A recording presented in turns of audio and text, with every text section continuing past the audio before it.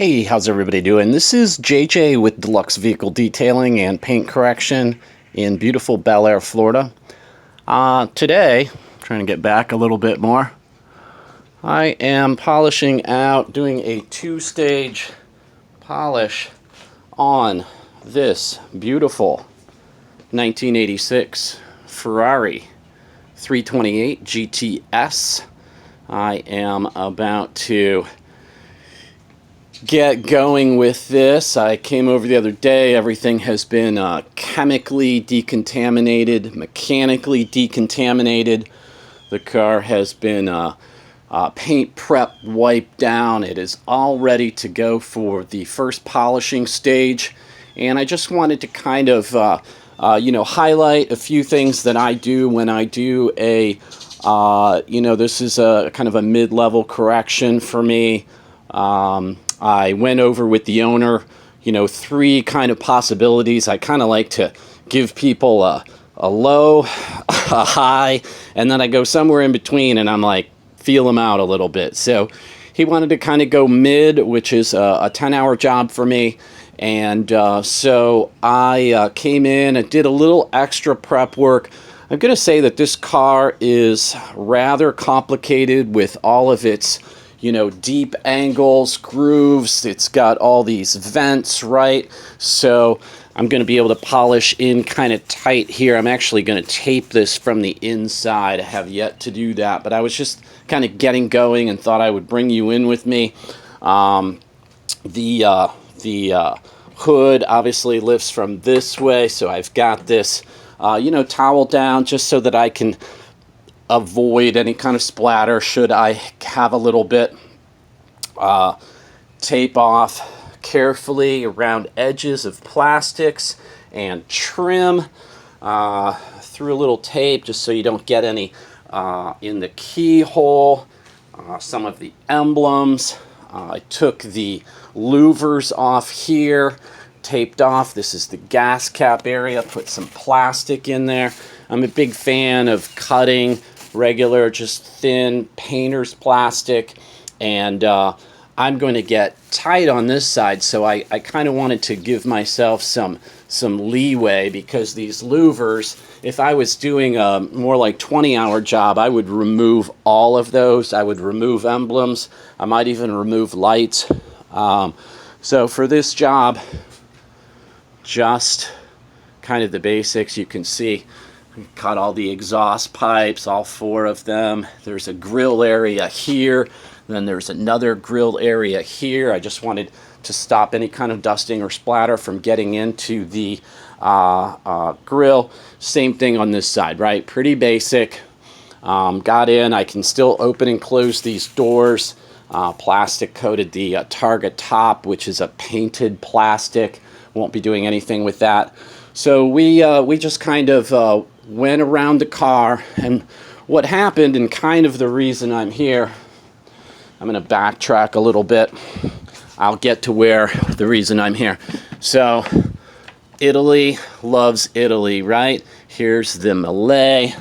I have found that my orange Lake Country force pads with Sonax Perfect Finish, which is, fairly light on the cut scale. You can see here it's a 4, which still has good cut. This product is not a finishing product.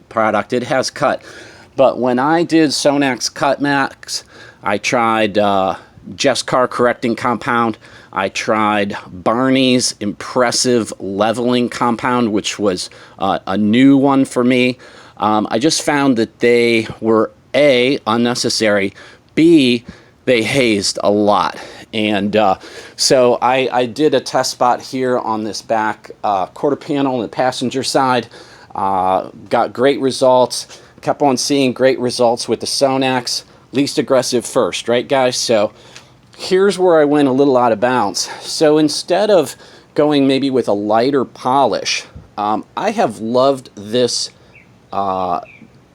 detailer professional choice from Meguiar's. This on single stage paint particularly, which this car is, just gives amazing gloss. Not that it does it on a clear coat, but something about this, the older cars that I've worked on, and I take care of a collection of cars from 1905 to 1910. If you follow my channel, you probably already know that. But anyway, really, really love the ultra polishing wax as the second step. Again, a little unconventional, but teamed up with the Lake Country white pad. Absolutely amazing. Was able to remove, you know, a lot of the defects. This car has some deep scratches. We talked about it. It takes obviously more money to take care of deep scratches, more time. And I want to show you. So I got told a little bit of story. You can see this clip here, right? Which I believe is metal. Could be plastic, could be part metal on the inside with the clip. Anyway, that was on the car. It got windy. He had left it at a mechanic, and the thing came off, and the car got battered. So there are some deep imperfections, you know, some rids, along with the typical, you know, holograms and swirls and things like this. This owner, you know, takes care of his own car. He's very meticulous, but accidentally, he went to a car wash, kind of a self-wash, blew everything off, went to go dry it. Chaos in his life happened, left some of the water spots on, and now he's got water spots that are etched into the paint. So the Sonax Perfect Finish did a great job on removing those with the orange Lake Country Force pad. And so that was what got me here, because he said, you know, funny thing, I could not remove the water spots after they got on my car. And I said to him, yeah, when you let water spots dry, they'll etch. And so that's the gig. So the car is wiped down. I'll show you. I'm going to have to do some hand compounding and some hand, and I'm going to call the Sonax a compounding. It's not really a compounding, you know, chemical. However, I'm using it as my first step on a two-step today, and then my second step, even though it's an Meguiar's ultra polishing wax, it will still have some defect removal ability, and it will also lay down a beautiful layer of protection, which is fairly long lasting. But I am going to have to get in. I'm going to use some half mitts by Auto Fiber. These things are awesome. If you've never used them, I use them for putting ceramic coatings on.